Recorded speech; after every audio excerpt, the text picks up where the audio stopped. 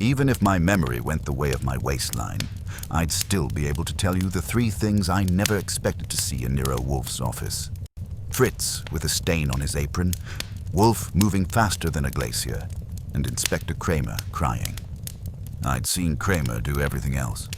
Chew a cigar down to its last insult, flatten his hat brim on our door jamb, swear at the oxygen supply, but not that. That was before the small wooden box arrived with the morning mail like a bad joke with a good punchline. It was about the size of a friendly novel and the shape of a cigar humidor that couldn't afford to be. The label read, "To Nero Wolfe," in stiff print, no return address, and the postmark was Midtown Station, the previous evening. It had been tied with fraying twine that would have made a cat revise its life choices. I turned it over twice and sniffed. I'm not in the habit of sniffing packages, but this one volunteered. The blunt ghost of tobacco coming through pine. Wolfe was upstairs with his orchids, at peace with hundreds of plants that had never once tried to stiff him on a fee. It was 9:42 by the clock on the wall, and my stomach's opinion of Fritz's patience with breakfast. Fritz had come in to announce the mail, holding the box between thumb and forefinger, like something that might turn into a mouse. "It is not food," he assured me, which was not the happiest sentence in his repertoire, and left to counsel eggs. I took the box to my desk. There's a way to open things when you've spent enough time around Nero Wolfe. You don't make a mess on his blotter, and you don't do it near anything he can claim was assaulted. I slipped the twine and lifted the lid. Inside was a cigar, and I have never in my life written that like it was an event. It lay in a bed of gray tissue as if waiting for a viewing. It wasn't new. The cap had been bitten ragged with a familiar brutality, and the foot was stained with what looked like a swipe of dark red lipstick that had missed its date. Nestled beside it was a stiff square of paper, a clipping from a newspaper, too old to remember me, and a note on onion skin with type that had come from a machine with a history. The cigar wasn't a brand I'd seen at the corner stand. The band said Imperial Pasha in Baroque letters and sported a crescent and star.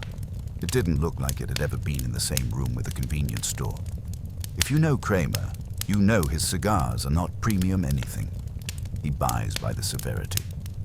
But bite marks are personal, like handwriting. And unless the city had started stamping them, I'd seen those before. You can laugh if you like. A man in my line knows when a cigar has been insulted by familiar teeth.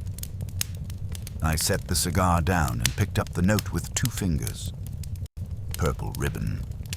Somebody had typed hard, with a heavy finger on the T. The E was faint, and the O was trying to retire.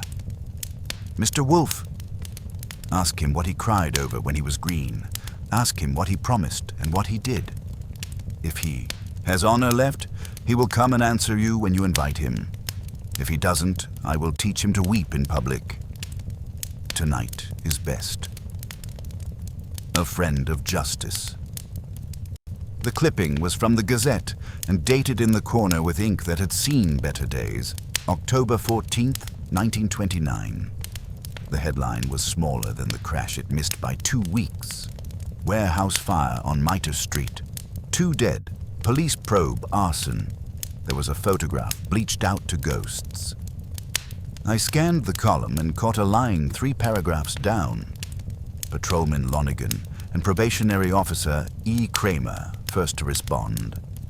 There it was. Young Cramer. Green. He'd never forgive anyone calling him that.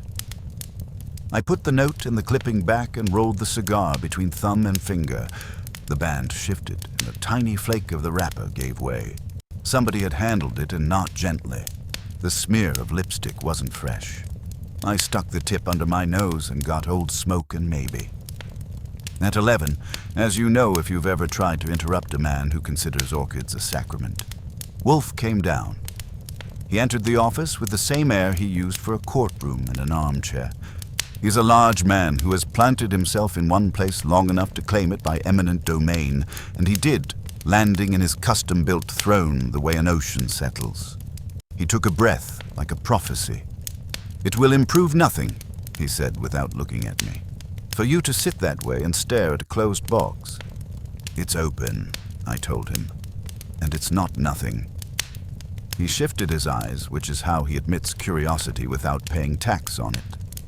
I carried the box over and set it on his desk blotter. He looked at the cigar, and his lip did a small thing that wasn't pity.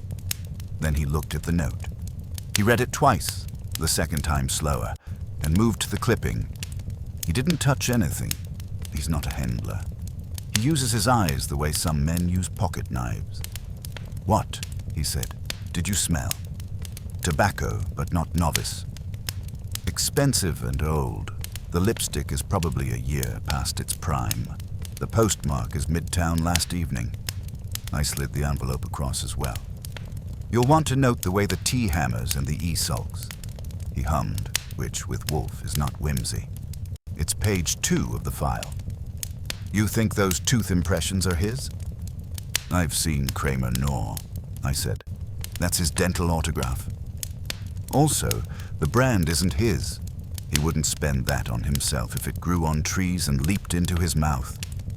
He moved a finger, barely, toward the clipping. "He cried. The writer says he did," I said, "when he was green." "Your prurience is unbecoming," Wolfe murmured. "This is neither gossip nor sport." He closed his eyes. He does that when he's turning the marrow. "Fritz is attempting Kaff's liver this noon?" "You know he is," I said. "You asked for it." He opened his eyes. "Call Midtown Station. Ask the superintendent who sorted mail at 6 yesterday and whose hand might have taken this across the counter. He will tell you nothing useful, but the G exercise will prepare you for the remainder. And do not be witless with him. He has no humor." I went to my desk and did that. The superintendent told me that if I had a judge in my pocket, I might stick him next to my wallet and pray. I thanked him and made a note to check the outer paper for fingerprints, which meant sending it to our friend at the Gazette lab. Wolfe doesn't love fingerprints. They mix with facts the way ketchup mixes with wine. When I hung up, Wolfe was still looking at the clipping with the attention he reserves for something that has ambitions of being important. He gestured. I went and sat. "You will not," he said. "Ring Inspector Cramer and bait him." "Who says I was going to bait him?" "You, by breathing." The corners of his mouth did a movement that wasn't a smile. "He will be baited without your assistance. However," he tilted the clipping with a finger still not quite touching.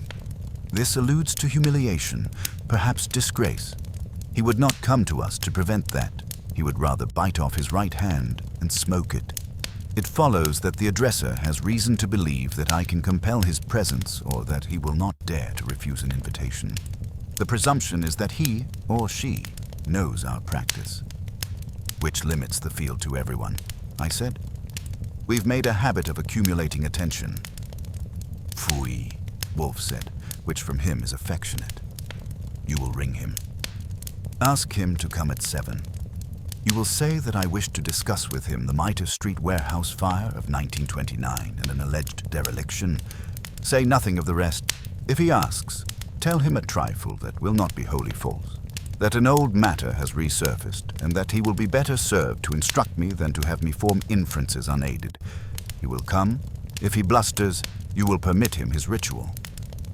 "He'll bark," I said, reaching for the phone. "He barks softer when he's worried."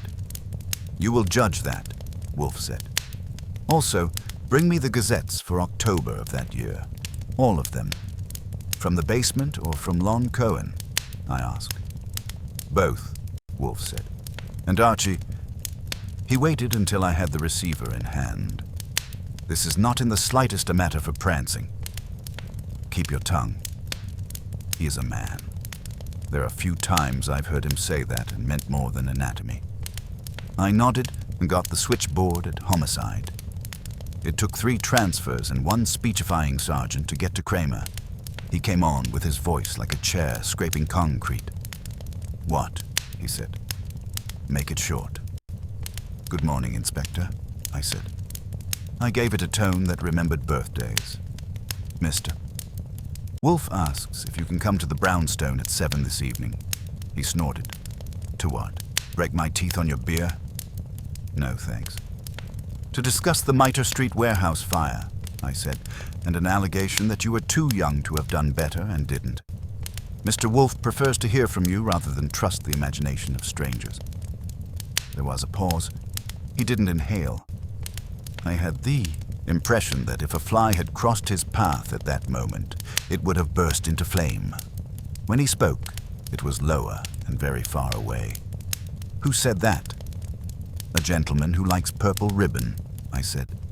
He sent a note. He also included a souvenir I'd rather not describe on a public line. Say it, he said. A cigar. Not your brand.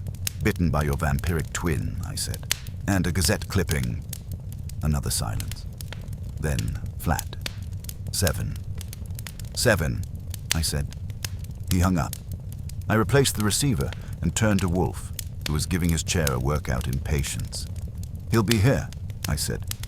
Of course, Wolfe said. He leaned back and made a little steeple with his fingers in a way that would have been theatrical if it hadn't been his default posture for thought. I will lunch. You will call Mr. Cohen for the file and the story behind the story, so far as he remembers. Keep your voice down. He will make inquiries of his own if given an excuse. We will not have the Gazette peddling what we consider before we have considered it. The box had done its work. It had come into the brownstone and unpacked a ghost, and that, where Nero Wolfe is concerned, is all you need to make a case begin. The sanctity of our world had been disturbed by something that smelled of old tobacco and older secrets, and now Inspector Cramer, tough, proud, and apparently harboring a 25-year-old wound, was coming to face whatever had made him cry when he was green. I had the distinct feeling that before this was over, we'd all learn more about tears than any of us wanted to know. I got Lon Cohen at the Gazette on his second ring and his third mood. He likes me fine when I bring him something that can sit above the fold with its shoes shined, and he tolerates me the rest of the time on credit. I gave him the date and the headline and told him I wanted everything his morgue could cough up on the Mitre Street fire, the long version. You waking fossils now? He asked. You boys opening a museum? Just dusting one, I said. We'll want a runner, and we'll pay your boy in American money that's legal tender and free of thumbprints. Make it fast, he said. I'll flag the clips and the photos.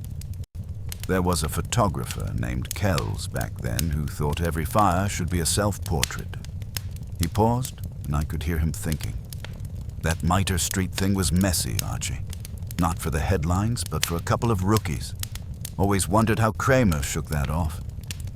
Shook what off, Lon? The whisper. Always a whisper about that fire. Something about a misjudgment, a bad call. 2 men died, didn't they? Some said it was a setup. Others that those 2 officers were too green to know a trap from a picnic. Cramer, he always wore it, even when he was trying to look tough. I thanked him and made a note to check whether anyone else had been asking similar questions recently.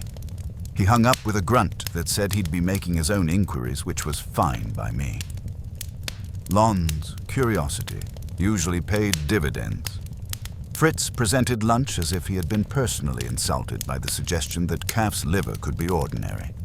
Wolfe ate his share without comment, which is his version of applause. I was about to float the idea that the cigar might have been doctored with something besides lipstick when the doorbell went, and the downstairs percussed with the particular thud of a Gazette boy's feet. The package was everything Lon had promised and more. There were 4 clips on the fire itself and 2 follow-ups over the next month. A photograph that had made the front page with a gray rectangle of smoke and men-like punctuation marks, and a column piece by a man with too many adverbs who had tried to make sympathy sound like a telegram.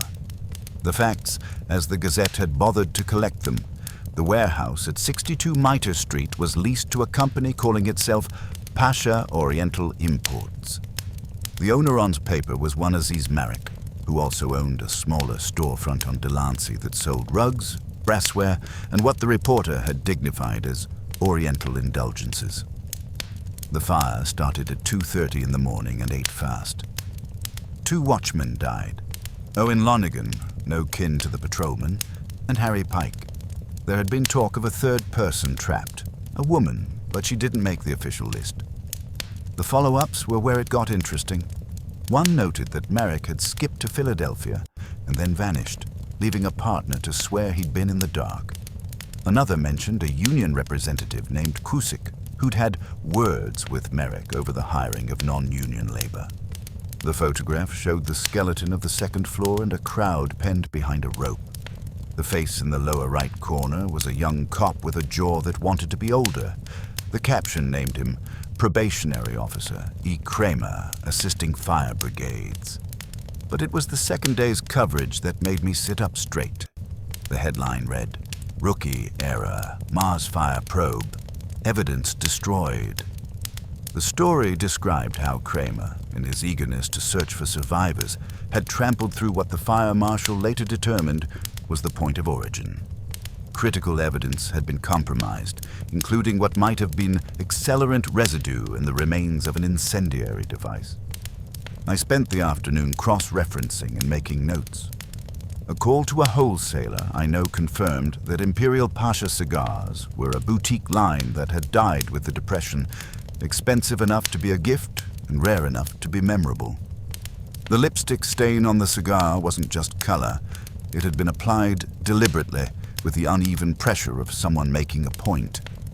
At 3, Wolfe retreated to the plant rooms for his afternoon rite. I stayed with the papers and the evidence, building a timeline that started with young Cramer's mistake and ended with someone who thought 25 years was long enough to let a wound fester. By 6:30, the office had that particular kind of still you only get in a house that's waiting for somebody who might not want to come. Wolfe was in his chair with his eyes attending to the air. I'd put the box back on the corner of his desk, where nobody but a moth could pretend it wasn't there. When Inspector Cramer comes to us, he does it the way a storm heads for a window. This time, when I opened the door for him at precisely 7, the pressure was different. He came in with his hat under his arm and nothing in his mouth. His face, usually a roadmap of grim determination, was a mottled patchwork of red and pale, as if he'd been arguing with himself for the last hour and losing. "Evening," he said, and it sounded like it had been dragged over gravel. He brushed past me and stopped 3 steps into the office as if he'd hit an invisible barrier.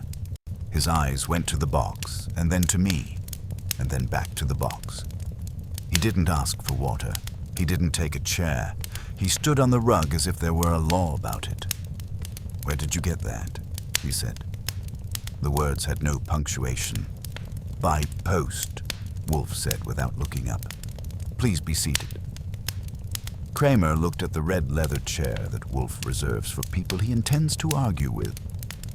He took it and sat like a man easing on to advice. His hat stayed in his hands like he didn't trust a table with it.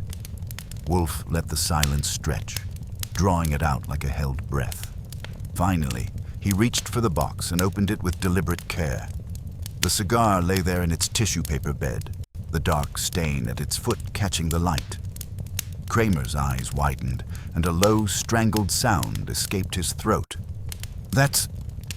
He stopped, unable to finish. Wolfe picked up the newspaper clipping and held it where Cramer could see the headline. October 14th, 1929. Patrolman Lonigan and probationary officer E. Cramer, first to respond. Cramer stared at the clipping, his jaw working. When Wolfe read the note aloud, "Ask him what he cried over when he was green," Cramer's face went from mottled to pale as old paper.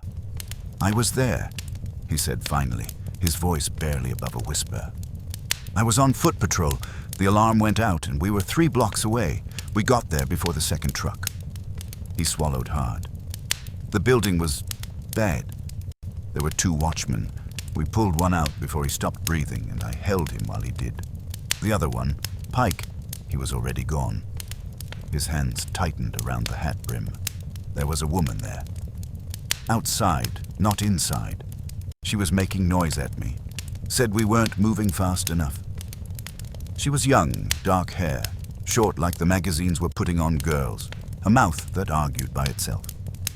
She grabbed my sleeve and I told her to stand back, and she called me a kid. She wasn't wrong. Wolfe waited, patient as a confessor. She made me promise, Cramer continued. And there it was, the nail in his mouth. Said if I had any guts and if the badge wasn't just brass, I'd find out who'd done it. She said it like she had the right to ask. I told her I would. I meant it. He lifted his eyes and looked at Wolfe without looking at me. The papers moved on. Fire marshal said arson, but couldn't prove it. Marek skipped town and nobody chased him hard enough. We had other cases, other bodies. I was a kid with a shield in a city that didn't care what I'd promised a stranger. The admission hung in the air like smoke.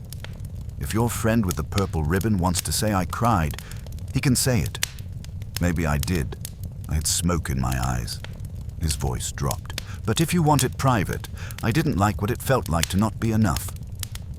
Wolfe nodded, the smallest allowance. The woman. Her name. She said Lydia something, but I can't pull it up now. She smelled like... He groped for words. Candy and sin. Wolfe turned his massive head toward me. Tomorrow you will begin with Marek's trail and the woman who made promises to extract. Also, contact the fire marshal's office. I want their complete file, not their summary. And tonight? I asked. Tonight, Wolfe said, closing the box with a soft click. We consider why someone thinks Inspector Cramer's ancient shame is worth 25 years of interest, and why they believe I can be made their collection agent. Cramer stood, hat still gripped in both hands. If I find out who sent that, you will do nothing precipitous, Wolfe finished. This person has been patient for a quarter century. They will not be deterred by threats or satisfied by apologies. They want something specific, and until we know what that is, Inspector, you are safest in ignorance. I walked Cramer to the door. He paused on the threshold and did something I'd seen him do maybe twice in all our years of mutual irritation.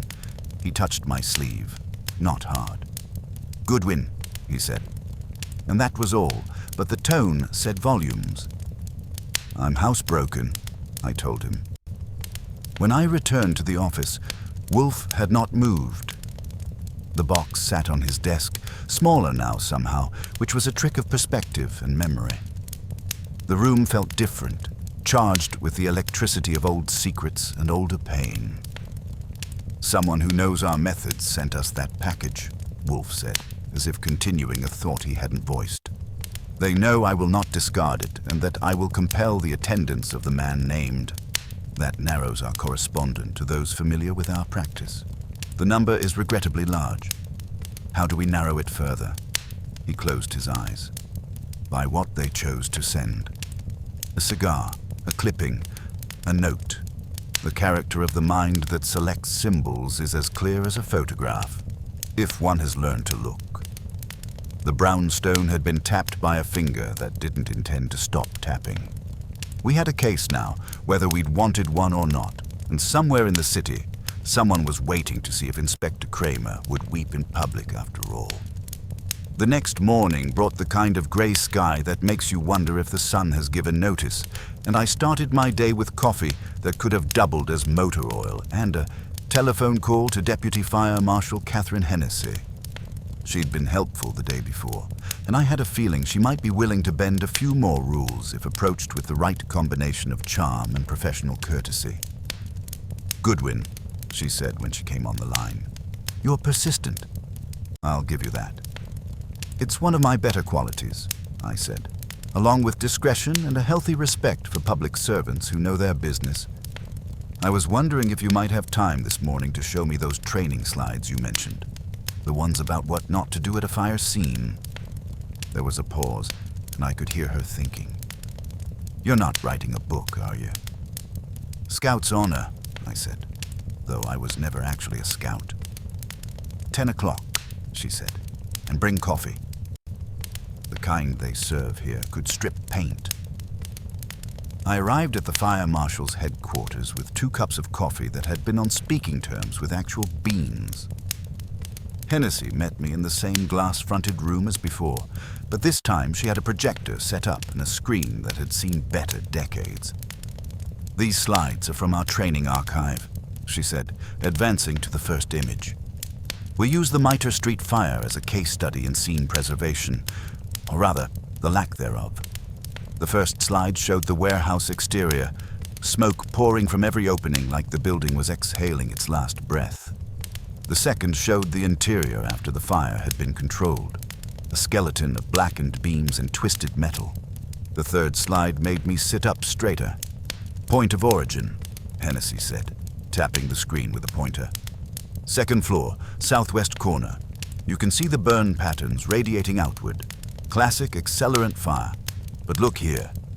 She indicated a series of footprints preserved in the ash and debris. "Boot prints, size 11, standard issue. They go right through the center of the pattern." "Cramer's boots," I said. "Cramer's boots," she confirmed. "He was trying to reach a survivor, but he obliterated critical evidence in the process. The accelerant residue, the ignition device, if there was one, witness marks on the floor. All compromised." She advanced to the next slide, which showed a collection of items laid out on a table. "Evidence recovered from the scene. Most of it was damaged by heat and water, but a few items survived." She pointed to a small object in the corner of the photograph, including that cigar. Imperial Pasha brand, partially smoked, with what appeared to be lipstick on the unburned end. What happened to the physical evidence? Standard procedure back then was to transfer non-critical items to the precinct evidence room after 6 months. Critical items, potential murder weapons, things like that, stayed with us. The cigar was classified as non-critical. She gave me a look that suggested she knew exactly why I was asking.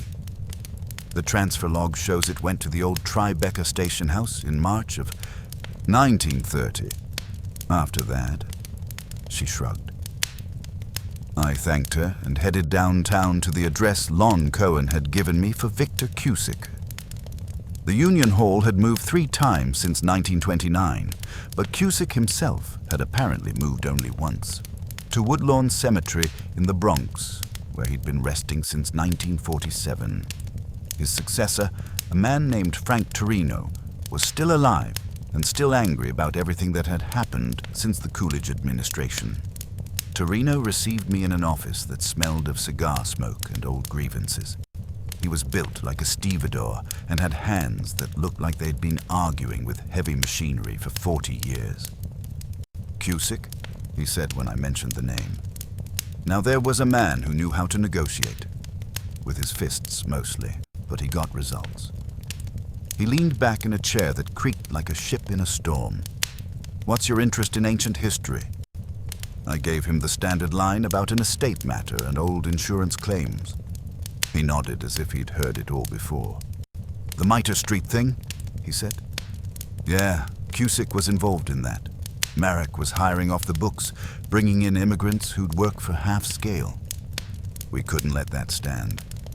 He paused to light a cigar that looked like it had been rolled by someone with a personal grudge against tobacco. But Cusick wasn't stupid. He knew the difference between pressure and arson. Did he know a woman named Lydia? Dark hair, worked sometimes as a bookkeeper. Torino's eyes sharpened. "You mean his daughter? Little Lydia Cusick?" "Hell yes, I knew her. Smartest kid on the block, and twice as stubborn as her old man. She kept books for some of the smaller outfits, including Marek's operation. She had a head for numbers and a mouth for trouble. This was the connection I'd been looking for." "Where is she now?" "Long gone," Torino said. "After her father died, she married some banker named Caraway and moved to the Upper East Side. Changed her name, changed her accent, changed everything about herself except that temper. I heard she became quite the society lady. Mrs. Lydia Caraway, if you can believe it." "Did she ever come back? Ask questions about the old days?" He took a long drag on his cigar and studied me through the smoke. "Funny you should ask. About 6 months ago, a woman came by. Expensive clothes, cultured voice, but something familiar about the eyes. She was asking about the Mitre Street fire, about her father's dealings with Marek. Said she was researching family history. He paused. I didn't recognize her at first, but after she left, I got to thinking. Could have been little Lydia, all grown up and refined.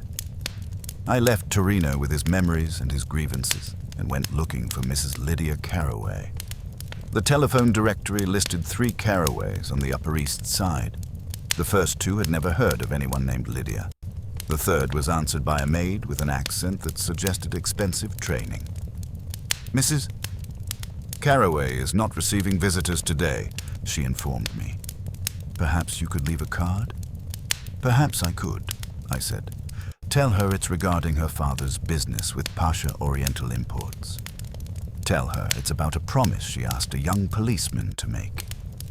There was a long pause. Then, please hold. When the voice came back on the line, it was different. Older, more cultured, but with an edge that could cut glass.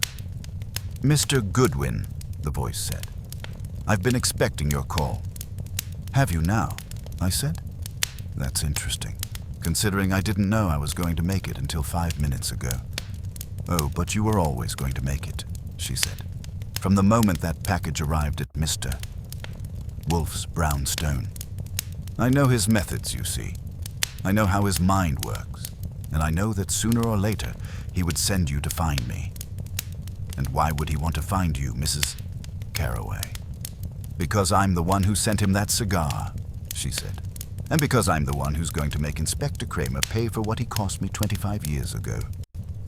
The line went quiet, except for the sound of expensive breathing. When she spoke again, her voice had the quality of steel wrapped in silk. Come to tea tomorrow at 4, Mr. Goodwin. We have a great deal to discuss, you and I. And Mr. Goodwin, come alone. This conversation has been 25 years in the making, and I won't have it interrupted by anyone's sense of propriety. I hung up the phone and sat back in my chair. The pieces were starting to form a picture, and it wasn't a pretty one. Lydia Cusick had become Lydia Carraway, but she hadn't forgotten the promise a young cop had made to her in front of a burning warehouse. She'd spent a quarter-century climbing the social ladder, but she'd never stopped looking down at the ashes of that October night. The brownstone felt different when I walked back in, charged with the electricity of a case that was about to break wide open. Wolfe was in his chair, reading a book about orchid cultivation with the concentration of a man studying Holy Scripture. He looked up when I entered, and I could see in his eyes that he knew something had shifted. Well, he said. We found her, I said. Lydia Cusick, now Mrs. Lydia Carraway, Upper East Side society matron with a long memory and a longer grudge.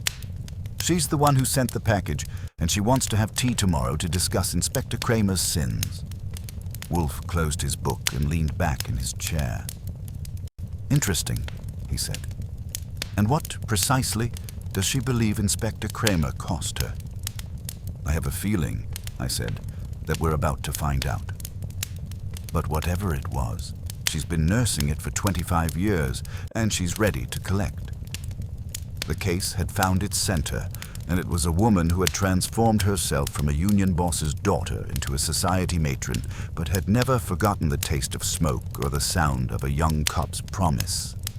Tomorrow's tea was going to be more than a social call. It was going to be a reckoning that had been brewing since the night 2 men died in a warehouse fire, and a probationary officer named Cramer learned that good intentions weren't always enough. The brownstone settled into its evening quiet, but the air still hummed with the tensions of old secrets about to be exposed. Somewhere in the city, Inspector Cramer was going about his business, unaware that his past was about to catch up with him in the form of an elegant woman with perfect manners and a perfect memory for injustice. Wolfe gave me 2 instructions before I left for tea with Mrs. Carraway, and they weren't suggestions. First, determine exactly what she wanted from Inspector Cramer beyond public humiliation. Second, Find out who else knew about her campaign. He has a methodical mind about vengeance, and in his experience, people who nurse grudges for 25 years rarely work alone. Also, he added, settling deeper into his chair, observe everything. The woman who sent us that package understands the power of symbols. Her choice of objects, the cigar, the clipping, the manner of presentation, reveals as much about her character as her words will. The Carraway residence occupied a corner of East 73rd Street with the authority of old money and older grievances. It was one of those limestone monuments that had been built when having a fortune meant displaying it like a flag. The doorman was dressed better than most judges and had the kind of bearing that suggested he took his responsibilities as seriously as a Supreme Court justice. The apartment itself was a masterpiece of refined taste and careful curation. Mrs. Lydia Carraway received me in a drawing room that could have been featured in a magazine about how the truly wealthy lived. She was elegant in the way that money can buy and breeding can polish. Perhaps 50, with dark hair touched by silver and arranged with mathematical precision. Her dress was simple, expensive, and the color of good burgundy wine. But it was her eyes that held you. They were dark, intelligent, and carried the weight of someone who had spent decades planning for this moment. "Mr. Goodwin," she said, extending a hand that felt cool and perfectly controlled. "How good of you to come. Please sit. Margaret will bring tea." The tea service was museum quality, and Mrs. Carraway handled it with the precision of someone who had been practicing social graces long enough to make them look effortless. She poured without spilling a drop, offered cream and sugar with exactly the right degree of attention, and settled back into her chair with the grace of someone who owned not just the furniture, but the very air around it. "You have questions," she said. It wasn't a question. About the cigar, about the note, about why I chose to contact Mr. Wolfe after all these years. "One or two," I admitted.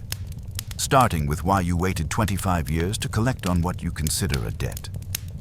She smiled, and it was the kind of smile that could have frozen champagne. "Because it took me 25 years to become someone who could make Inspector Cramer pay attention. When I was Lydia Cusick, daughter of a union organizer, he could dismiss me as easily as he dismissed that promise. But Mrs. Lydia Carraway has resources, connections, the kind of influence that makes even inspectors of police take phone calls. Tell me about that night," I said.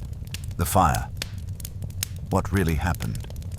Her composure didn't crack, but something shifted behind her eyes. "My father was trying to organize the workers at Pasha Oriental Imports. Aziz Marek was a snake, bringing in illegal immigrants, paying them nothing, threatening them with deportation if they complained. My father was close to breaking him." She set down her teacup with deliberate care. "On the night of the fire, my father had arranged to meet with someone who had evidence of Marek's illegal practices. He sent me to wait outside, to watch for trouble. I saw the flash, smelled the smoke. By the time the fire took hold, it was too late. And when the police arrived, 2 young patrolmen, Lonergan and Cramer. Cramer was so eager, so determined to be a hero. I told him what I knew, about Marek, about the meeting, about what my father was trying to accomplish.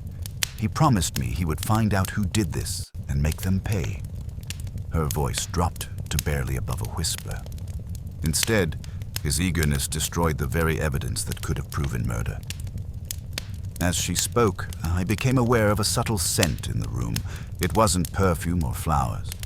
Something drier, more complex, like old paper and wood, but with an undertone I couldn't quite identify.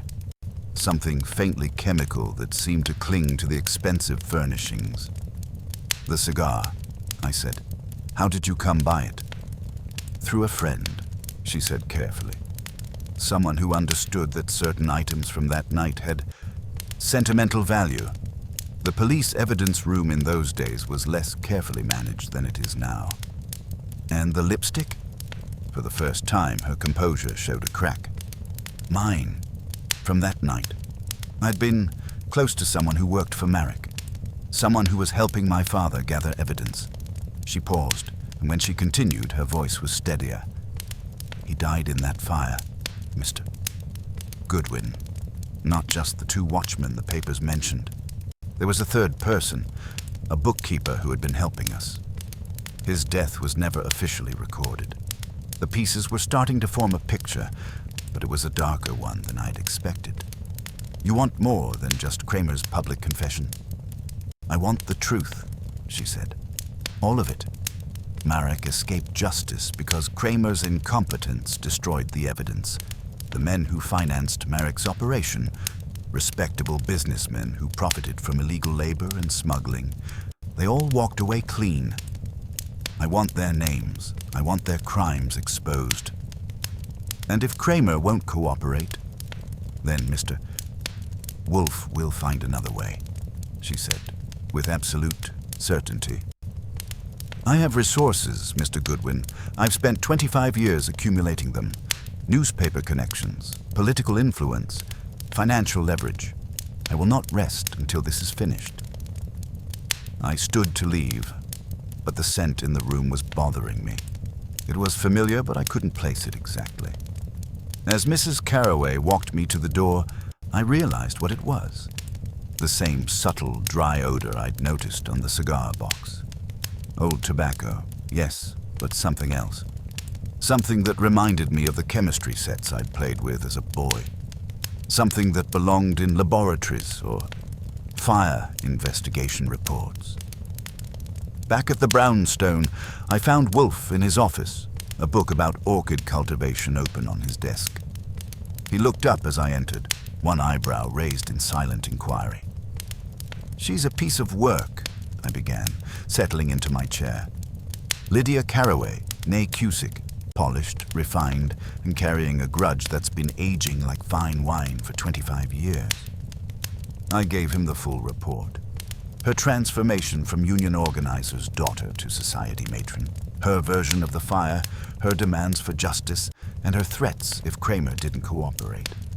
When I finished, Wolfe was silent for a long moment. "And the scent you mentioned?" he asked finally. "Faint but distinctive. The same odor that was on the cigar box. Like old tobacco mixed with something chemical. If I had to guess, I'd say it was consistent with accelerant residue." Wolfe's eyes sharpened. That would be a rather significant detail for her to omit from her narrative. "It suggests she may have more intimate knowledge of that fire than she admits." "You think she was involved?" "I think, Archie, that Mrs. Carroway's quest for justice may be more complex than simple vengeance for a broken promise. If she carries the scent of accelerant after 25 years, it suggests either extraordinary carelessness or deliberate preservation of evidence." He reached for the bell pull. "Tomorrow you will visit the other players in this drama. The photographer Kells, if he still lives. The accountant Halprin. Anyone else who was present that night and might remember details that didn't make the official reports. And tonight?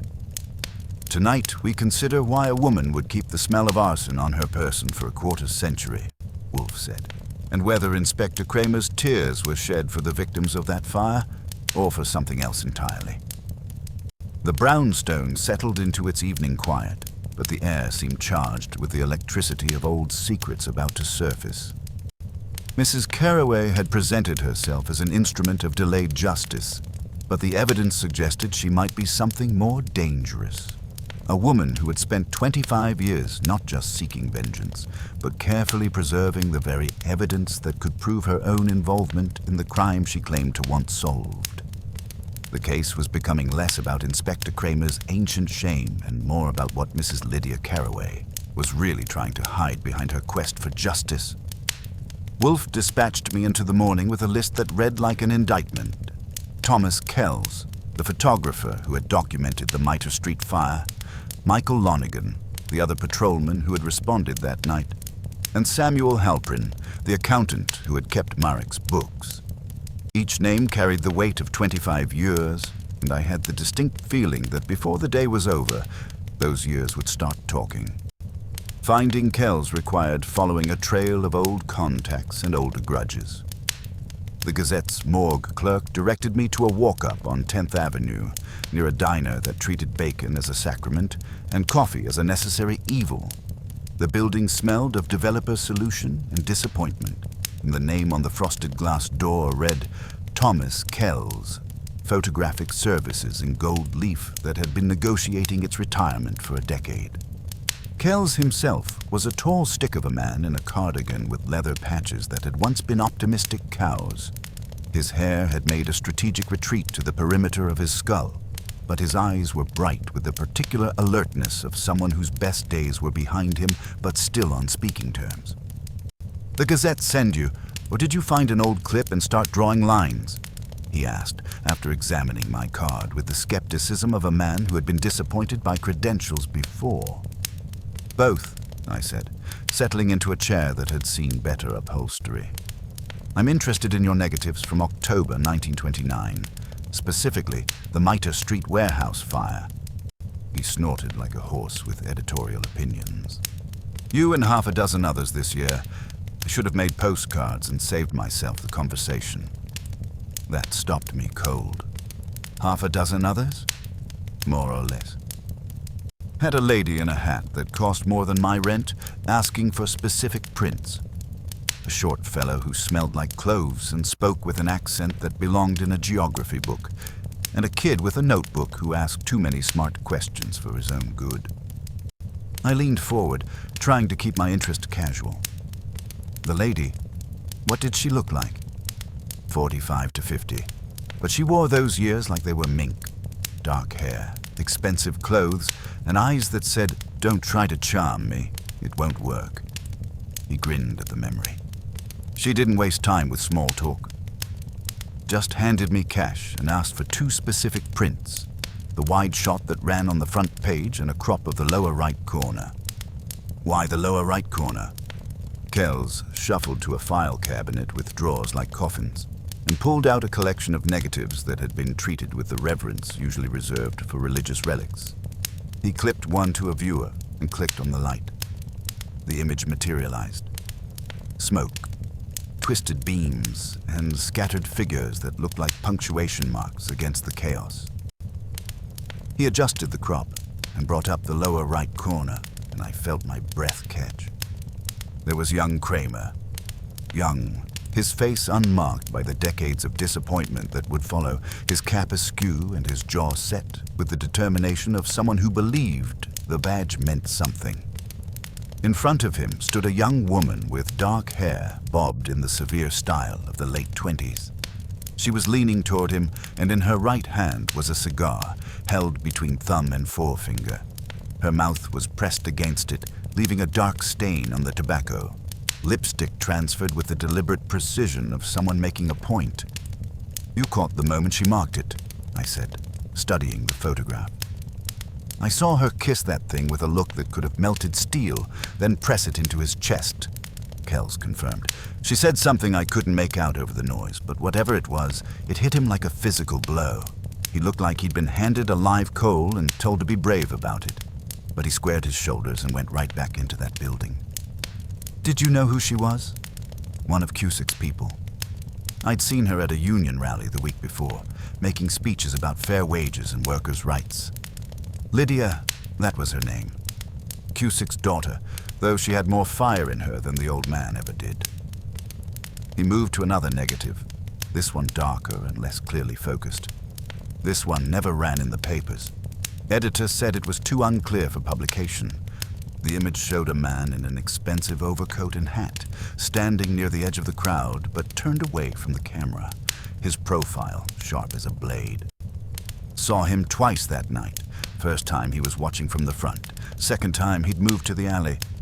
When he spotted me with the camera, he sent someone over to suggest that printing his picture would be inadvisable. You get a name. Not then. But I've shot society parties for the Gazette over the years, and I saw a face like that at a bank function in the late 30s. Hoyt and Carraway, it was. The Hoyt was shorter and had a wife built like a battleship, but the Carraway was tall and carried his money like it was a religious calling. Could be the same bone structure, could be family resemblance. You boys have directories for that sort of thing. I bought prints of both photographs and the promise of a phone call if anyone else came asking questions. Kells slid the negatives back into their protective sleeves with the care of a librarian handling illuminated manuscripts. "One more thing," he said as I reached the door. "That young cop, Cramer, he cried that night. Not blubbering, just eyes wet when he came out the second time, with nothing to show for his efforts. Hardest thing for a photographer to know is when not to take the picture." I let that moment pass. From there, I took the subway to Bay Ridge and found Michael Lonergan in a narrow house with a narrow porch and a welcome broader than I had any right to expect. Retirement had softened his middle and his vowels, and he possessed the quick humor of a man who had left his share of grimness behind him. "Goodwin," he said, settling me with a burr from a refrigerator decorated with a patrolman's calendar. "You're the one who's always poking the bear with Nero Wolfe. Sit down. You haven't come all this way for my autograph." "Mitre Street," I said, and watched him weigh the words like evidence. He nodded slowly, his expression growing serious. Haven't thought about that night in years without tasting smoke in my mouth. Cramer was just a kid then, full of steam and good intentions. He went into that building first and straight, no hesitation. The fire marshal gave him hell afterward, but he'd have pinned a medal on him if Cramer had come out with someone alive. Tell me something that didn't make it into the official reports. Lonergan looked at the television, its sound turned off, as if it might supply the right words. There was a car in the alley behind the building. Big Packard, dark blue or black. Hard to tell in that light. Engine was running when we arrived on scene. I sent Officer Beals to get the license number, but by the time he found someone with a pencil, the smoke had gotten thick and the car was gone. "Anybody log the plate number?" He shrugged, but there was something careful about the gesture. Doesn't show up in the official record. I checked the next day. Maybe Beals got nervous about writing down the wrong number, or maybe somebody with a bigger pencil wrote over his notes. These things happen. You told the fire marshal about the car. I told him everything I saw. He told me to write it down and keep my mouth shut. I did one of those things. His smile was grim. There was something else, too. A ledger book came flying out a second-story window just as a beam collapsed. Black leather, thick as a dictionary, landed in the water and ash from the fire hoses. Some kid, might have been a newsboy, ran up and grabbed it before I could stop him. Disappeared into the crowd like smoke. The ledger was a new piece of the puzzle, and it felt important. Any idea what was in it? None at all. Could have been inventory, could have been the whole conspiracy. By the time I fought my way through the crowd to look for the kid, he was long gone. I thanked Lonergan for his time and his honesty, left him to his beer and his memories, and headed to Forest Hills to find Samuel Halprin. The accountant maintained offices above a delicatessen that specialized in arguments, and the man himself was exactly what Central Casting would have ordered, thin, nervous, and pale as old paper. "Mr. Halprin?" I said, settling into a chair across from his desk. "I'd like to ask you about some work you did in 1929 for a company called Pasha Oriental Imports." The effect was immediate and dramatic. His hands began to shake, and he knocked over a pencil holder that scattered its contents across the floor like startled mice. "That was a very long time ago," he said, bending to collect the pencils with trembling fingers. "I don't see why anyone would be interested in ancient history." I showed him the photograph Kells had provided, the one showing him in conversation with young Lydia Cusick, while the warehouse burned behind them. His face went white as fresh snow. "Where did you get this?" "From someone who keeps careful records," I said. "The same way you used to keep careful records for Aziz Marek. Before they were destroyed in the fire, of course." He sat down heavily and stared at the photograph as if it might change under scrutiny. "What do you want from me?" "The truth about what happened that night." About why you were talking to Lydia Cusick while the building burned. About what records were really lost in that fire. Halprin was quiet for a long moment, studying his hands as if they contained answers. When he finally spoke, his voice was barely above a whisper. Marek wasn't just smuggling workers. There were other things, artifacts, antiquities, items that came through customs with creative documentation. I kept 2 sets of books. One for the authorities, another that showed what was really happening. The real records were hidden in a safe in the warehouse office. And Lydia Cusick knew about this? She was helping her father gather evidence against Marek's operation. But she was also... He paused, choosing his words with the care of a man walking through a minefield. She was personally involved with someone who worked for Marek, a young man who was feeding information to the Union. This young man, he was in the building that night. He was supposed to meet us there, yes. We had arranged to gather evidence that would expose the entire operation. But when the fire started, Halprin's voice trailed off. The official report said 2 men died, but there were 3 bodies recovered from that building. The 3rd victim, the piece that had been missing from every official account. Why wasn't his death reported? Because officially, he had no business being there, and because Marek had friends who made sure certain details never made it into the investigation. Halprin looked up at me with eyes that had been carrying guilt for 25 years. Lydia blamed everyone. Marek for the fire, the police for bungling the investigation, me for not doing more. But mostly, I think she blamed herself. I left Halprin with his ledgers and his conscience and headed back to the brownstone with a head full of new information and a growing certainty that Mrs. Carraway's quest for justice was far more personal than she had admitted. The brownstone felt different when I returned, charged with the tension of a case approaching its climax. But as I entered the office, I noticed immediately that something was wrong. Wolfe was in his chair, motionless, but his eyes held the particular alertness that meant trouble had visited in my absence. "Someone has been here," he said without preamble. I looked around the office, noting nothing obviously disturbed. "Fritz?" "Out for lemons." 10 minutes, no more. I was in the plant rooms from 4 to 6. Someone with knowledge of our routines and our locks was in this room at approximately 5:15. I went immediately to examine the small wooden box on his desk. The cigar lay in its tissue paper bed, the Imperial Pasha band still in place, but something was different. "The band," I said after a moment's study. "It's been replaced." "Precisely," Wolfe confirmed. "The gold ink is brighter, the registration slightly off. The paper fiber is newer, and the adhesive has the chemical signature of modern manufacturing, not the lac-based glues used in that period. Also, the newspaper clipping has been substituted with a cleaner copy. Wider margins, sharper cuts." The implications were staggering. Someone who knows our methods, our schedules, and has access to our locks. Indeed. They wished to examine the evidence closely, perhaps to remove something or to add something. The question is whether they succeeded in their purpose. I spent the next hour checking every lock, every window, every possible point of entry. The front door showed no signs of tampering, but that meant nothing if someone had a key. The back door was similarly undisturbed, and the windows remained secure. "Only 4 people have keys to the front door," I said when I returned to the office. "You, me, Fritz, and Inspector Cramer." "Yes," Wolfe said.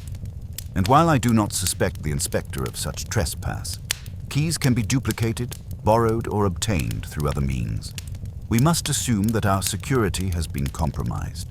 I called Saul Panzer and arranged for him to begin surveillance the following morning. If someone was taking such liberties with our home, they would likely return, and Saul had a talent for noticing things that preferred not to be noticed." When I finished the call, Wolfe was studying the replaced evidence with the concentration of a scholar examining ancient texts. "Someone is conducting an elaborate performance," he said finally. Mrs. Carraway believes she is the director, but she is merely another actor. Inspector Cramer thinks he is the audience, but he too has a role to play. We have been cast as the stage upon which this drama will unfold. And the real director sits in the shadows, Wolfe replied, but not for much longer. Tomorrow you will contact Inspector Cramer and inform him that his presence is required here at 11 o'clock. Tell him that Mrs. Carraway will also be present and that we have information about the third victim of the Mitre Street fire. The brownstone settled into its evening quiet, but the air hummed with the electricity of old secrets about to be exposed. Somewhere in the city, Mrs. Lydia Carraway was maintaining her elegant facade, unaware that her carefully constructed narrative was about to be challenged. And Inspector Cramer was finishing another day of police work, still carrying the burden of a 25-year-old promise and a mistake that had shaped his entire career. Tomorrow would bring them both face to face with the truth about that October night in 1929, and with the realization that they had all been players in someone else's game from the very beginning. The case had found its center, and it was darker and more complex than any of us had imagined. Mrs. Carraway wasn't just seeking justice, she was seeking absolution for a crime that had been eating at her conscience for a quarter-century. But someone else was using her quest for their own purposes, and that someone had just made the mistake of violating the sanctuary of Nero Wolfe's brownstone. The game was about to change, and we were no longer content to be merely the stage upon which it was played. Saul Panza arrived at the brownstone before the morning coffee had finished making its arguments with the cream, moving through the dawn-gray streets with the deliberate invisibility that had made him invaluable to us over the years. He settled into the red leather chair with the economy of motion that suggested he'd been up most of the night, but his eyes held the particular alertness of a man who had seen something worth reporting. "Your visitor returned at 5:20 this morning," he began without preamble, consulting a small notebook that looked like it had been through several wars. Short, heavy through the middle, moving like a man with arthritis in his knees. He approached from the west, stayed in the shadows of the brownstones across the street, and spent exactly 4 minutes examining your front door. Wolfe, who had descended from his morning communion with the orchids precisely at 11, listened with the attention he usually reserved for Fritz's more ambitious culinary experiments. He didn't interrupt, didn't prompt. He absorbed Saul's observations like a sponge drawing water. He had a key, Saul continued, or something that served the same purpose. Didn't use it, though. Instead, he placed something against the door, looked like an envelope or a small package, then removed it after 30 seconds. When he left, he took the same route back, but I caught a glimpse of his profile under the streetlight. Saul paused, and his expression suggested the next part was significant. "I've seen that face before, Mr. Wolfe. Paul Beals used to be a beat cop in the old days. Now he works private security for some of the banking houses uptown. Word is, he's got connections that run deeper than his official employment suggests." "Officer Beals," I said, remembering Lonigan's mention of the man who had gone for a pencil and lost a Packard's license plate. "He was at the Mitre Street fire." "The same," Saul confirmed, "and he's been asking questions around the old neighborhood. Quiet questions, the kind that come with folded money and suggestions that discretion would be appreciated. Someone's paying him to keep track of who's interested in ancient history." Wolfe opened his eyes, which is how he signals that the preliminary phase of consideration has concluded. The envelope he tested against our door. You observed its dimensions. Standard business size, cream-colored, thick paper, good quality. He handled it like it contained something fragile. Saul consulted his notes again. After he left, I followed at a distance. He got into a dark sedan, looked like a Chrysler, maybe 3 years old, and was driven to a parking garage on East 70th Street. The building above the garage houses several professional offices, including a private banking firm. The pieces were beginning to form a picture, and it wasn't the one Mrs. Carraway had been painting for us. Wolfe reached for the small wooden box on his desk and opened it with deliberate care. The substituted cigar lay in its tissue paper bed, the new band gleaming with an adhesive that caught the morning light. "Archie," he said, "yesterday's intruder was not merely examining our evidence. They were testing it against something they brought with them. Mr. Beals's envelope likely contained the original cigar band, which he used to verify that their substitution had been successful." I studied the cigar with new interest. "So we're looking at the fake, and they kept the original." "Indeed. And the original undoubtedly contained information they wished to suppress, perhaps a specific mark, a date or an inscription that would have pointed to its true significance." He closed the box with a soft click. "Mrs. Carraway has been less than forthcoming about her relationship with the evidence she sent us. The question is whether she is the primary deceiver or merely another instrument in someone else's orchestration." Wolfe's fingers drummed once against his desk blotter, which for him was the equivalent of pacing. "Call Inspector Cramer. Tell him that his presence is required here at 4 o'clock this afternoon, and that Mrs. Carraway will also be present. Tell him we have information about Officer Beals's current activities and his connection to the Mitre Street investigation. And Mrs. Carraway, you will call her as well. Tell her that we have discovered certain irregularities in the evidence she provided, and that her explanation will be required. Do not elaborate. Let her imagination supply the details." I made the call. Cramer's response was predictably volcanic, but he agreed to come. Mrs. Carraway's reaction was more interesting. A long pause, followed by a carefully modulated agreement that suggested she had been expecting this development.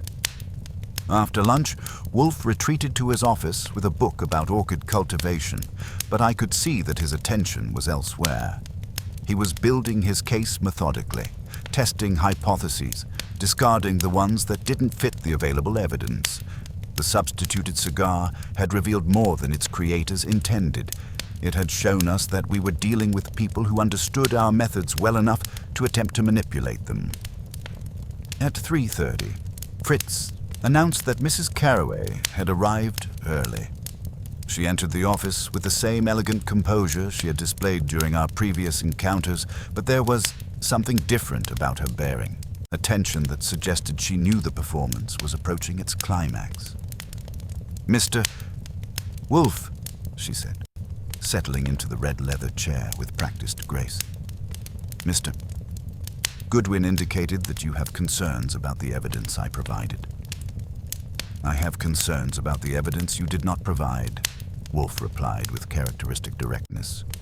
"The cigar you sent us is not the one recovered from the Mitre Street fire. It is a recently manufactured substitute, treated with chemicals to simulate the scent of smoke and accelerant."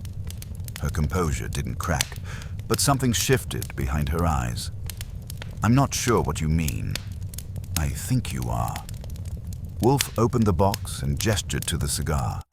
"This Imperial Pasha was created specifically to reinforce your narrative about that night. The bite marks are authentic.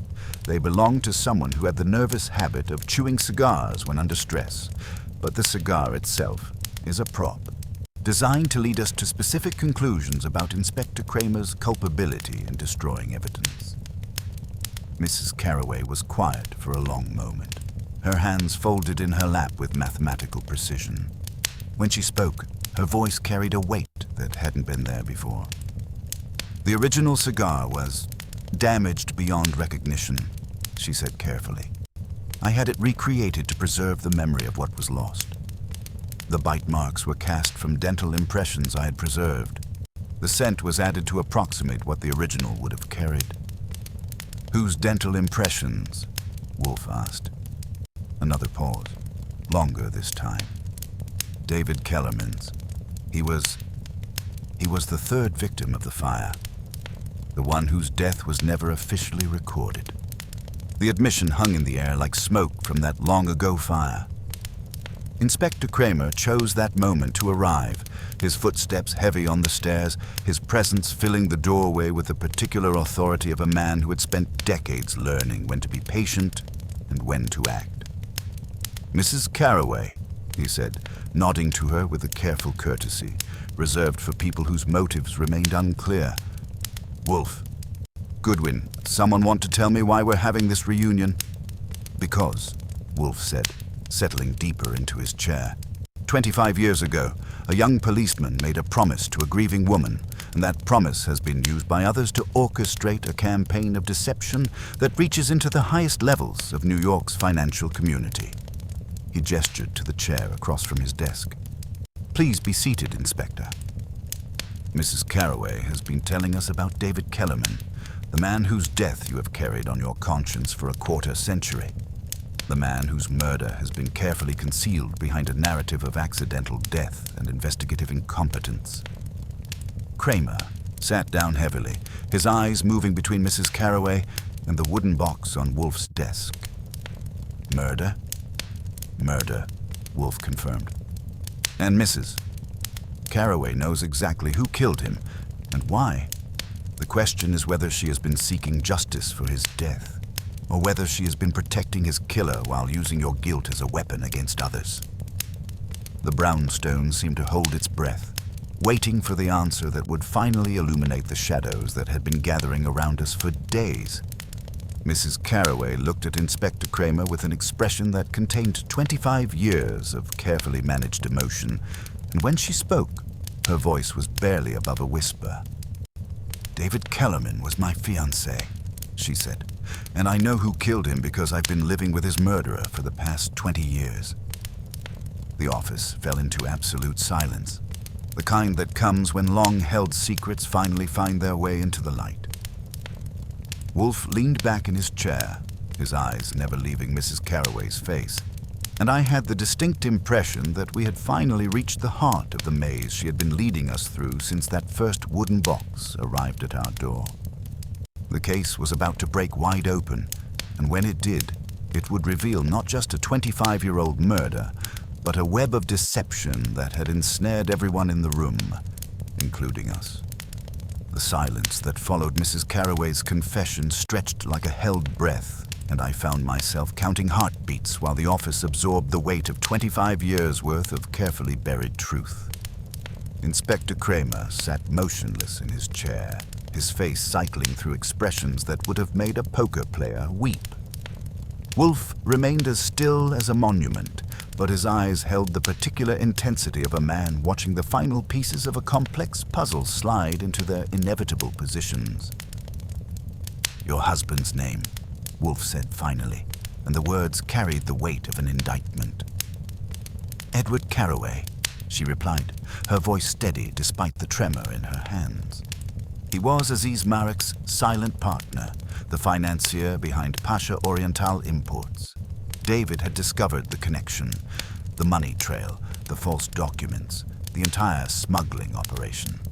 Edward couldn't allow that information to reach the authorities.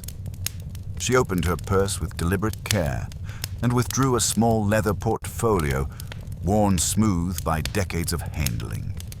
David kept meticulous records, names, dates, financial transactions, shipping manifests.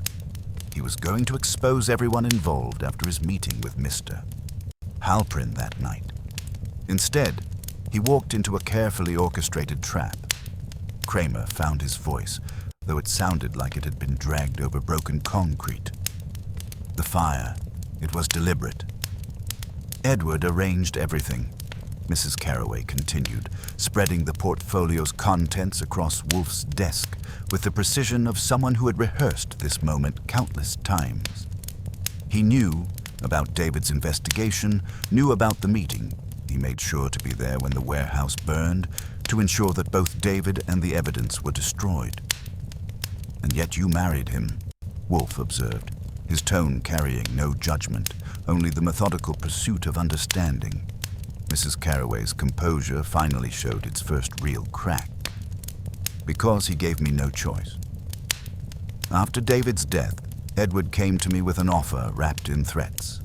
Marry him and keep silent about what I suspected, or watch my father face federal charges for conspiracy and racketeering. The union was vulnerable, Mr. Wolfe. One word from Edward to the right people would have destroyed everything my father had worked to build. So you chose proximity to your enemy over justice for your fiancé? I chose to survive long enough to gather the evidence needed to destroy him, she corrected, her voice gaining strength. Edward thought he had won, but I've spent 25 years documenting his crimes, building a case that couldn't be dismissed or buried. The cigar I sent you was just the beginning, the first move in a game I've been playing since 1929. I'd been studying the documents she'd spread on Wolfe's desk, and the scope of what they revealed was staggering. Bank records, shipping manifests, correspondence, photographs, a quarter century of systematic criminal activity laid out with the precision of a prosecutor's closing argument.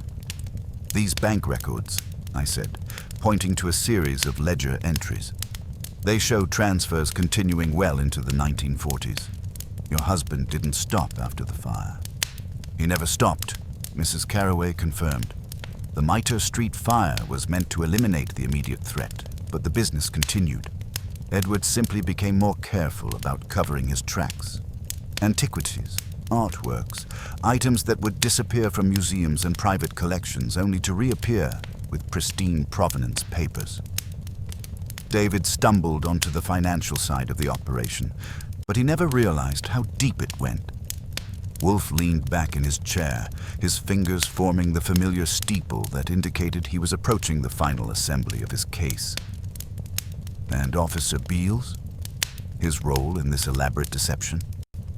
Edward's insurance policy, she said with obvious distaste. Paul Beals was at the fire that night. He saw what happened, saw Edward pour the accelerant, saw David try to escape. But Edward owned Beals, his mortgage, his family's debts, his son's medical expenses. Beals has been Edward's eyes and ears in the police department for 25 years, making sure that certain files disappeared, that certain witnesses reconsidered their testimony.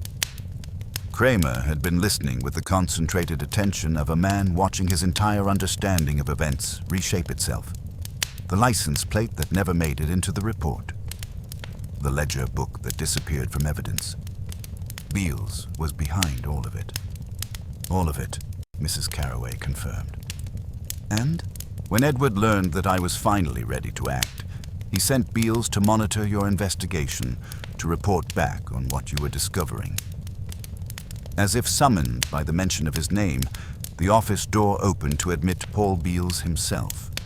He entered with the careful steps of a man who knew he was walking into a trap, but couldn't see a way to avoid it.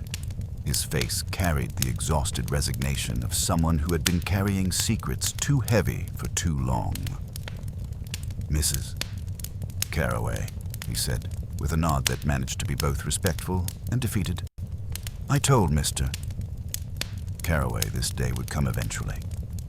Indeed, Wolfe said, his attention shifting to the former police officer. You have been Mr. Edward Carraway's agent for 25 years, ensuring that the truth of the Mitre Street fire remained buried beneath layers of misdirection and manufactured evidence. I've been his prisoner, Beals corrected, settling heavily into one of the remaining chairs. Ever since that night in 1929, when I watched him murder David Kellerman and realized that my silence had made me an accessory. The office had become a courtroom, with Wolfe serving as judge and the assembled witnesses providing testimony that had been suppressed for a quarter century. Cramer leaned forward, his notebook open, finally getting the answers to questions that had haunted him since he was a young officer with good intentions and bad timing. Tell me what you saw that night, Cramer said, his voice carrying the authority of an official investigation. Beals looked at his hands, then at Mrs. Carraway, then back at Cramer. I saw Edward Carraway arrive at the warehouse in a dark Packard. I saw him enter the building with a can of accelerant. I heard voices, arguing, then screaming. When the fire started, I saw David Kellerman try to escape through a second-floor window, but the supports had been weakened. The floor collapsed, and Kellerman fell back into the flames. And you did nothing. I was a beat cop with a sick wife and 3 children, Beals said, his voice barely above a whisper. Carraway found me the next day. He knew about my family's debts, my wife's medical bills. He made it clear that my family's welfare depended on my discretion about what I'd seen. Wolfe's expression remained impassive, but I could see the calculation behind his eyes. "Mr. Carraway will be arriving shortly. Mrs. Carraway sent him a message this morning, informing him that his secrets were about to be exposed and that his presence was required to prevent a scandal." Mrs. Carraway nodded, her composure fully restored now that the truth was finally emerging. "He'll come because he believes he can still control the situation. Edward has never learned that some things can't be bought or threatened into submission. And when he arrives..." Inspector Cramer stood and straightened his jacket with the deliberate movements of a man preparing for the most important arrest of his career. "When he arrives, he'll be arrested for the murder of David Kellerman and 25 years of subsequent crimes. This time, there won't be any convenient evidence disappearing or witnesses reconsidering their testimony." The brownstone seemed to hold its breath, waiting for the final act of a drama that had been building for 25 years. Mrs. Carraway sat perfectly still, a woman who had spent decades planning for this moment. Beals stared at his hands, finally free of the burden he'd been carrying.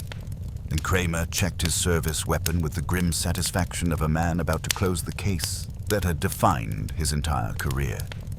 Through the office windows, the afternoon light was beginning to fade, casting long shadows across the room where truth was finally being served after a quarter-century of patience.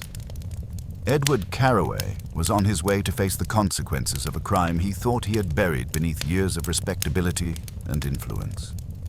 When he walked through our door, he would find not the manageable crisis he expected, but a reckoning that had been waiting for him since that October night in 1929, when he chose murder over exposure. The case was approaching its inevitable conclusion, and everyone in the room knew that before the evening was over, justice would finally be served. Not just for David Kellerman, but for all the victims of Edward Carraway's 25-year campaign of deception and violence. The brownstone had become the stage for the final act of a tragedy that had begun with a young cop's promise and a warehouse fire, and would end with the truth that Mrs. Lydia Carraway had spent half her life preparing to reveal.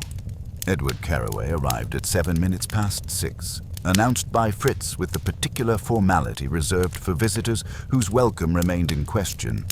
He entered the office with the controlled authority of a man accustomed to commanding rooms and expecting deference, his silver-touched hair perfectly arranged, and his expensive suit carrying the subtle armor of wealth and position.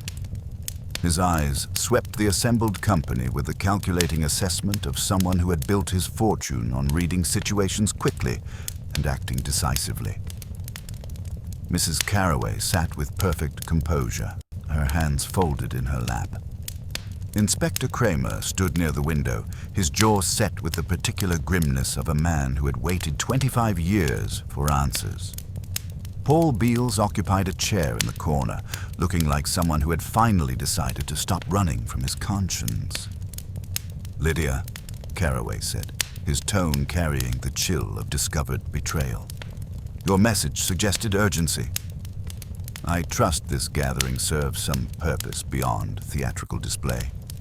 Wolfe had been observing this entrance with the attention he usually reserved for particularly complex botanical problems. "Mr. Carraway, please be seated. We have matters of considerable gravity to discuss, beginning with the murder of David Kellerman on October 14th, 1929. Carraway settled into the red leather chair with deliberate composure, placing his hat on his knee with the precision of someone claiming territory. "Murder is a serious accusation, Mr. Wolfe. I hope you have more than my wife's imaginative grievances to support such a charge." "I have facts," Wolfe replied, his voice carrying the weight of absolute certainty. 25 years ago, you discovered that David Kellerman had uncovered your systematic smuggling of antiquities through Pasha Oriental imports.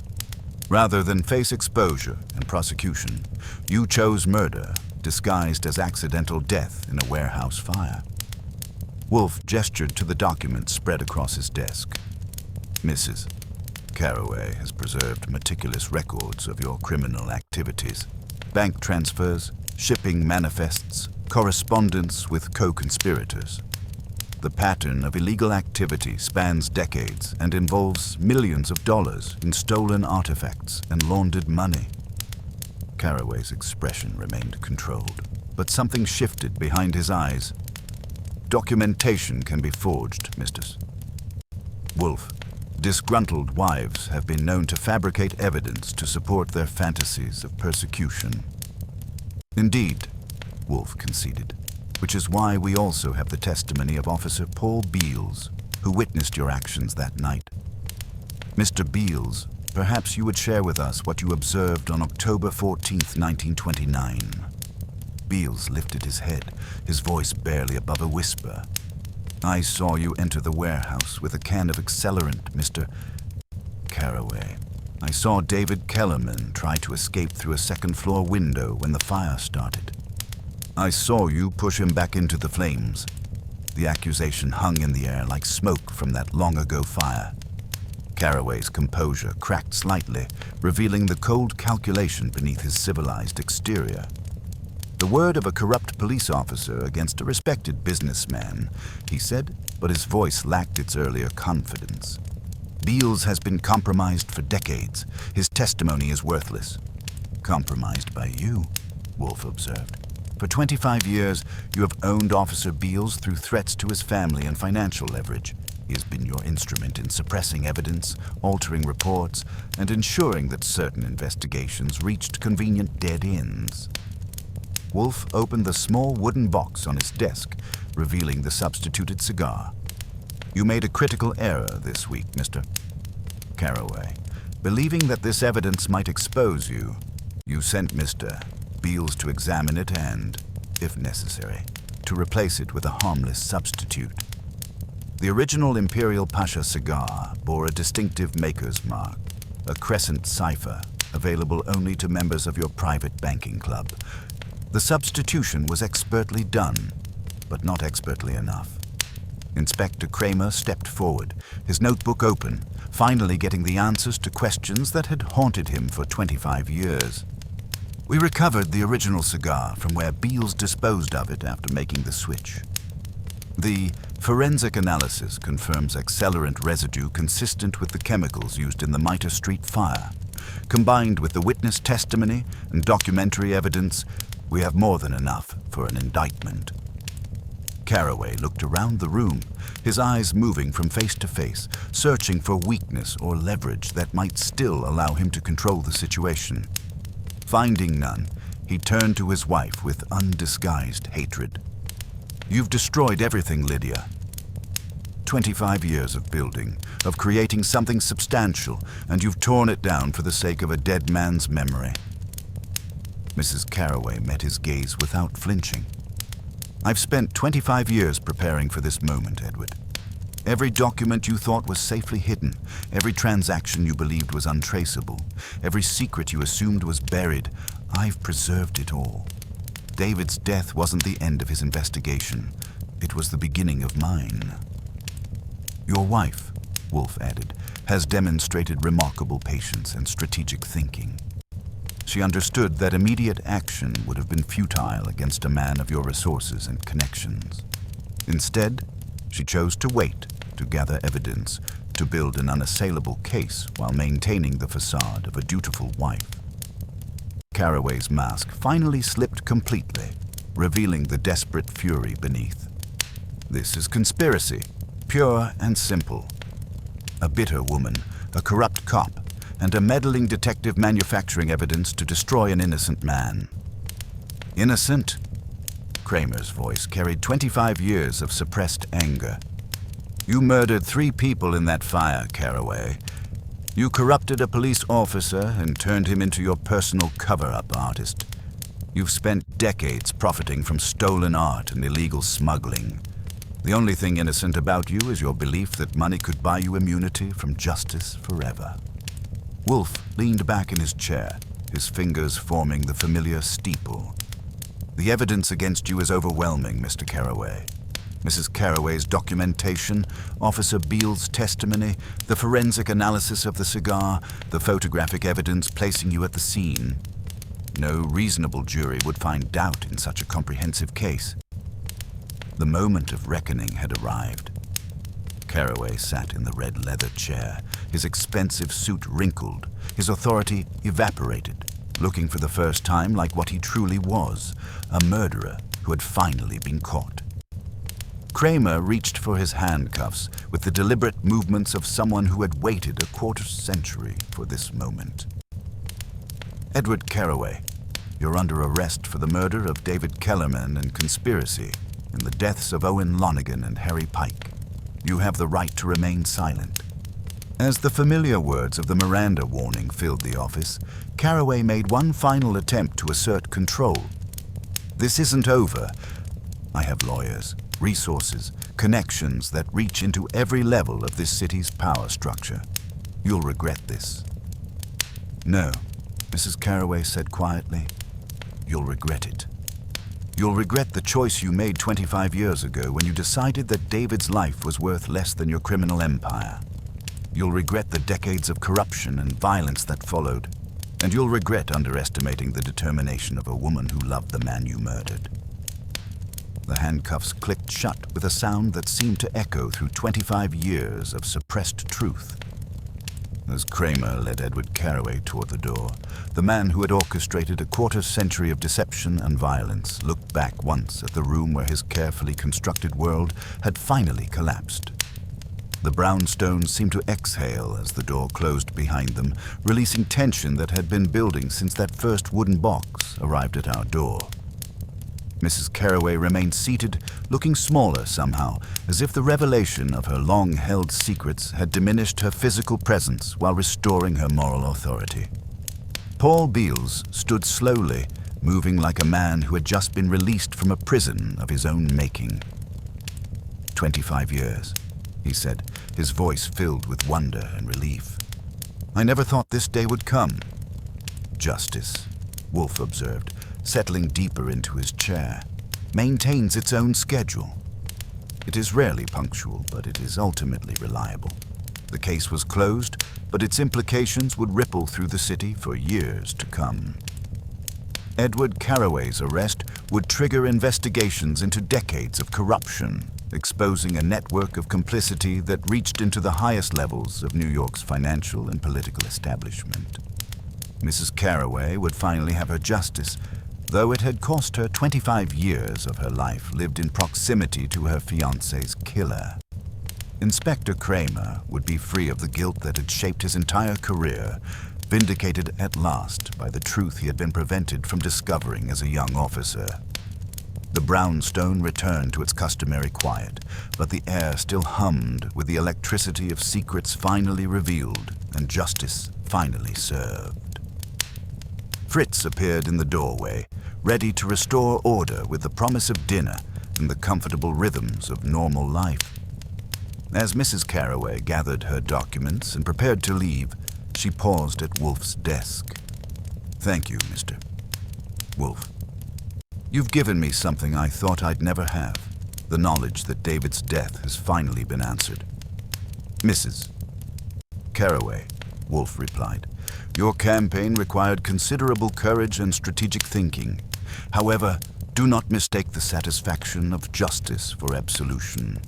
The choices you made, the years of deception, the manipulation of evidence, the risks you took, these were necessary perhaps, but they were not without cost. She nodded, understanding the weight of his words. I know, but David can rest now, and so, finally, can I. The front door closed behind her with a soft click, sealing off the echoes of a confrontation, 25 years in the making. The case that had made Cramer cry was finally closed, and the tears he had shed as a young officer had been vindicated by the truth that Mrs. Lydia Carraway had spent half her life preparing to reveal. In the restored quiet of the brownstone, with the scent of Fritz's cooking beginning to drift from the kitchen, Nero Wolfe reached for his current book and settled back into the comfortable routine of his ordered world. Another case had been solved, another chapter written in the annals of West 35th Street. And justice had once again proven that while it might be delayed, it would not be denied. The brownstone had served its purpose as the stage for this long-delayed reckoning, and now it could return to its sanctuary status, inviolate once more against the chaos of the outside world. The morning brought newspapers that treated Edward Carraway's arrest with the breathless enthusiasm usually reserved for declarations of war. Lon Cohen had outdone himself with an exclusive that sprawled across the Gazette's front page. Banking heir, charged in 25-year murder. Society wife's quarter-century quest for justice ends in arrest.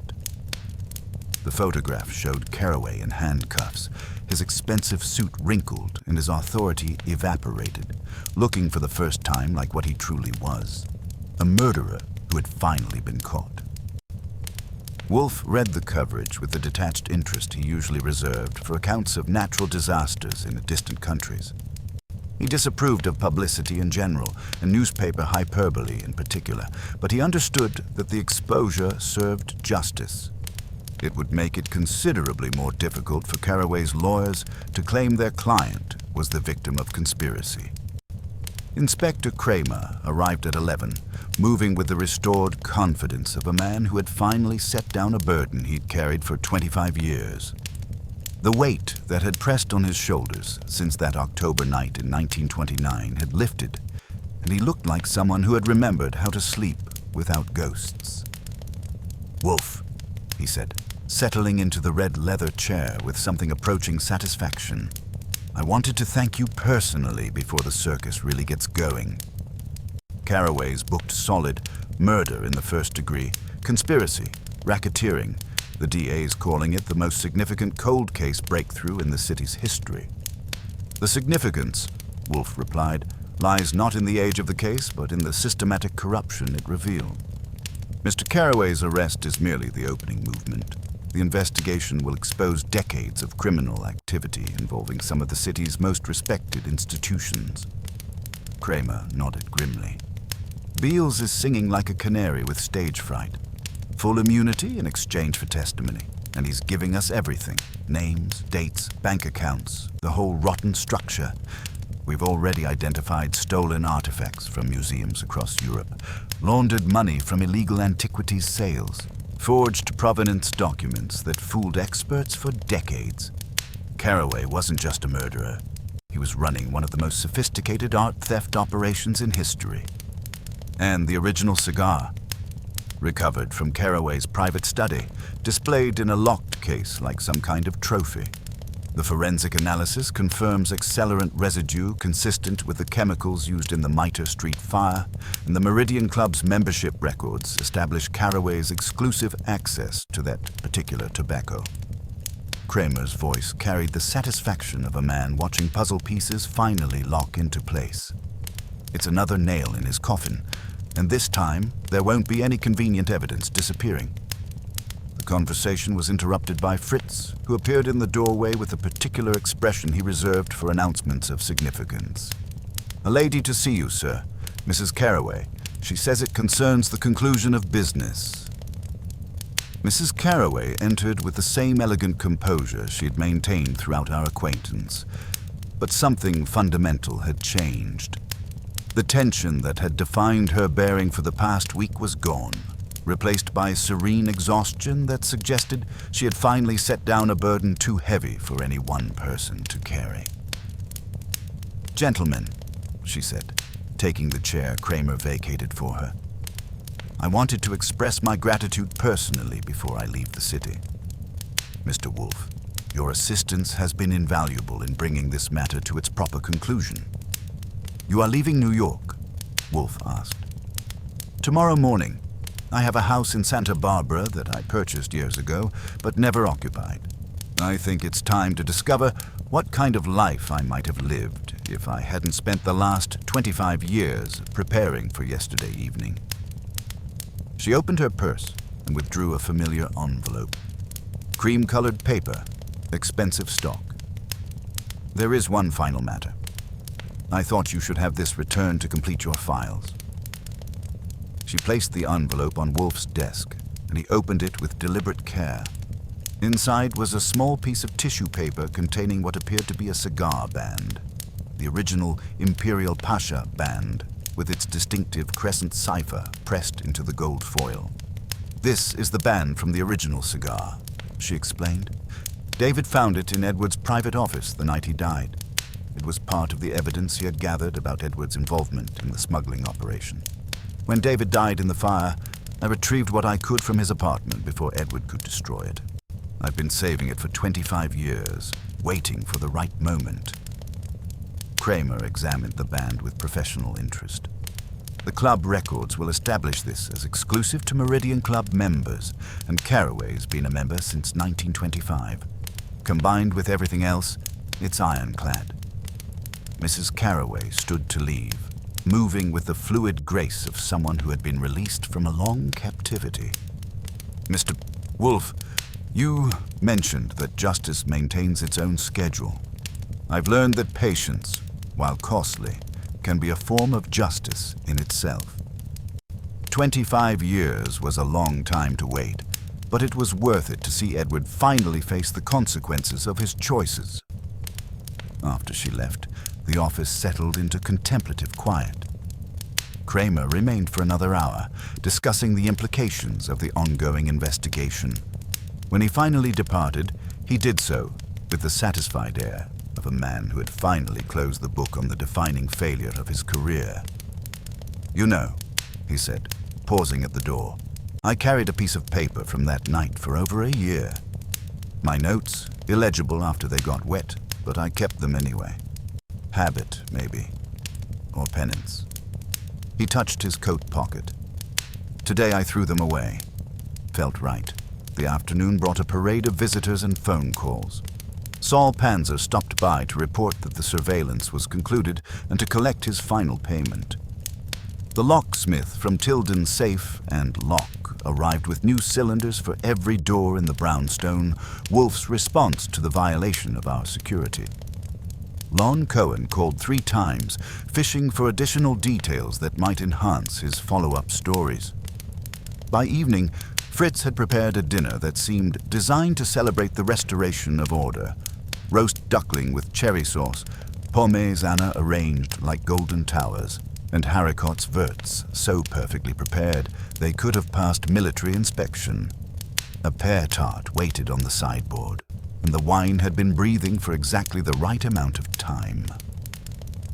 As we settled into our chairs in the dining room, Wolfe seemed more relaxed than he had been since that first wooden box arrived at our door.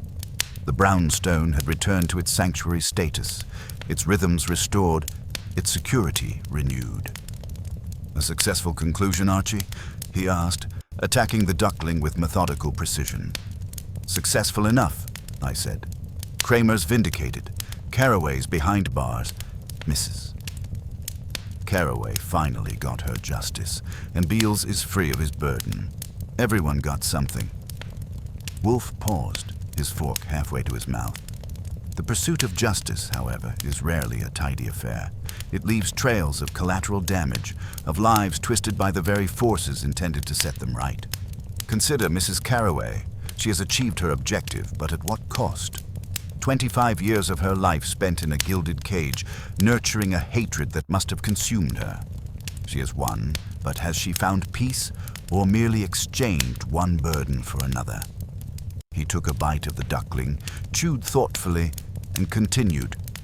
"And Inspector Cramer, the truth has liberated him from his guilt, but it has also stripped him of the comfortable fiction that he was merely a victim of circumstance. He must now reconcile himself with the fact that his own actions, however well-intentioned, contributed to the prolonged suffering." It was a typical Wolfe observation, cutting through apparent triumph to examine the deeper human complexities. He never let sentiment cloud his analysis, even when the sentiment was as powerful as justice or vengeance. Humanity, Archie, is an endless source of fascination and frustration. Its capacity for both profound evil and enduring resilience is remarkable. Mr. Carraway maintained a trophy of his crime for 25 years. Mrs. Carroway endured decades of torment for the sake of a promise to a dead man. Inspector Cramer carried a burden of guilt that was both self-imposed and carefully manipulated by others. He finished his wine and set the glass down with a precise click. The pursuit of justice is not merely the application of law. It is the dissection of motive, the unraveling of human folly, and the occasional necessary imposition of order upon the chaos that men create. Later, as the brownstone settled into its evening quiet, I found myself thinking about tears. Cramer's tears from that long-ago night, and the ones he had finally allowed himself yesterday. Sometimes justice comes with a schedule all its own, and sometimes it requires the patience of saints and the determination of the stubborn. The case that made Cramer cry was closed, filed away in our records as another chapter in the ongoing struggle between truth and deception. The city outside continued its restless motion, unaware that one of its most carefully guarded secrets had finally been exposed. But within the walls of the brownstone, order had been restored. Truth had prevailed, and justice, however delayed, had finally been served. Fritz appeared in the doorway, ready to clear the dinner service, and with his arrival, the last echoes of the case faded into the comfortable routine of our ordered world. Another mystery had been solved, another reckoning delivered, and Nero Wolfe could return to his orchids and his books, secure in the knowledge that truth, while sometimes patient, was ultimately irrepressible. The brownstone was sanctuary once more, inviolate against the chaos of the outside world, and that, as Wolfe would say, was satisfaction enough for any reasonable man.